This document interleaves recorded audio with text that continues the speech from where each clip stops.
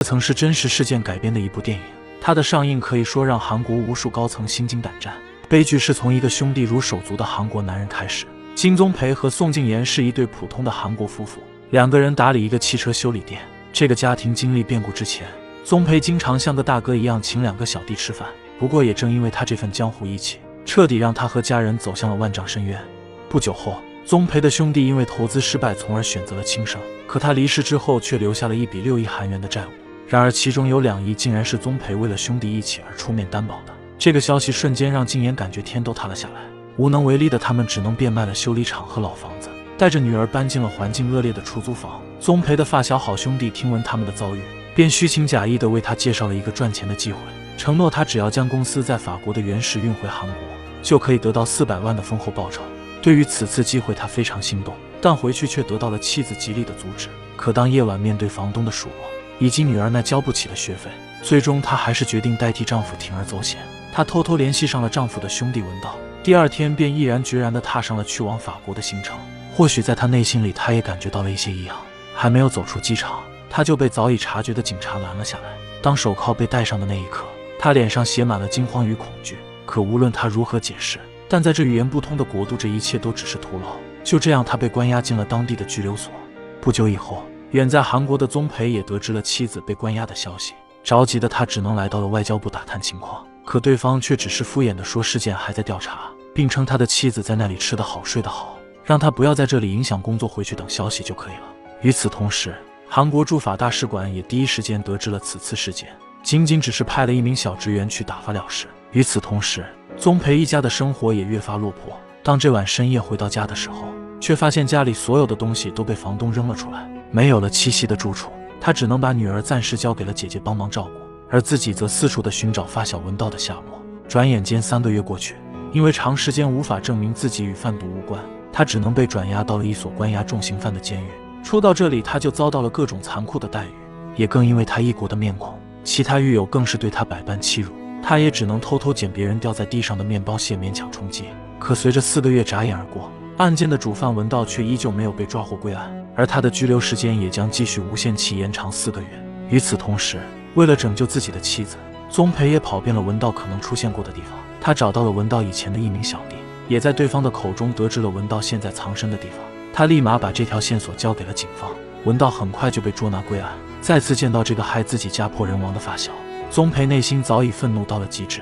或许因为对宗培一家的愧疚，发小最终还是承认了敬言与此事无关，并在法庭上做了具有法律效应的陈述。对于这个美好的消息，备受折磨的敬言仿佛看到了重生的希望，而宗培也同样如此。他瞬间仿佛再次充满了斗志。他一边在58同城上找了份工作，一边满心欢喜地等待妻子的归来。然而让他们始终都没有想到的是，就在敬言苦苦等待2个月之后，大使馆却迟迟没收到判决书。可他不知道的是，其实驻法大使馆早就收到了国内发来的判决书，可他们为了忙着接待前来旅游的高层议员，随手竟把这份对于他们来说人命关天的文件扔在了柜子里。伴随着文件的堆放越来越多，这件非常重要的判决书竟然被他们粗心的当作废料销毁了。数个月后，短暂假释的敬言被安排到了监狱外的一间破房子，他将会在这里继续等待接下来的审判。与此同时，苦苦等待的丈夫也终于意识到了使馆的敷衍，他一次次的打电话想讨要个说法，可依旧换来的是对方不耐烦的拒绝和搪塞。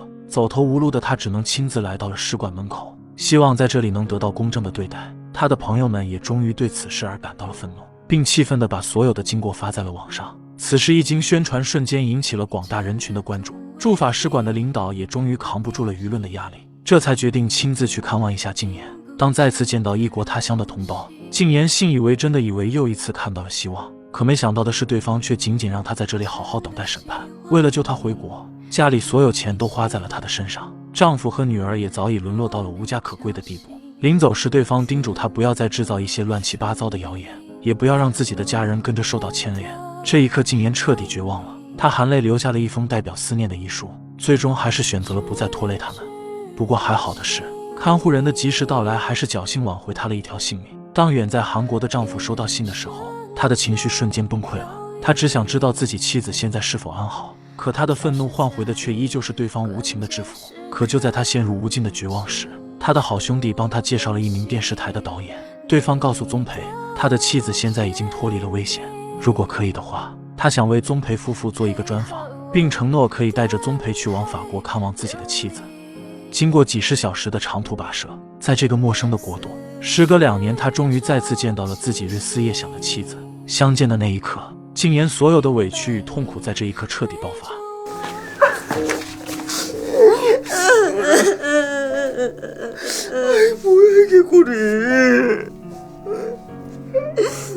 之后的时间里，宗培陪在妻子身边不离不弃，他们一起去了曾经梦想的海边，用异样的心情享受着曾经承诺的约定。这期间，静言从未松开过丈夫的手，她好害怕，害怕异国他乡的孤独，更害怕家人的再一次远离。几天以后，电视台来到法院询问静言的情况，检察官非常坦率地表示，她完全可以很快的就能回国。问题是法国这边自始至终都没有收到韩国相关部门的任何回应，甚至连一个翻译员都不愿花钱指派，这也让他们与当事人根本无法交流，即便想为他做些什么也是力所不能。得知一切缘由，电视台立马找上了韩国驻法大使馆。然而当宗培愤怒地问他寄件回执时，他们那些肮脏的嘴脸瞬间暴露无遗。对方不仅开始了耍皮无赖，并且还喝止记者对他们拍摄。不但如此，事后他们还对导演发出了威胁信。可正义的导演早已看清了他们的嘴脸，他还是顶着压力将节目播了出去。一瞬间，此事轰动了全国，无数的人开始站出来声援他们，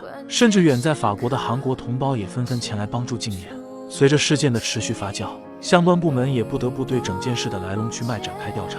而罪魁祸首的使馆领导也接受了应有的惩罚。在被羁押整整24个月后，静言的案件终于迎来了法院的审判。最终法院酌情宣判，静言是在不知情的状况下帮别人犯罪，本应该是判处1年的监禁，可他在这里已经被收监了2年时间，因此可以立即遣返回国。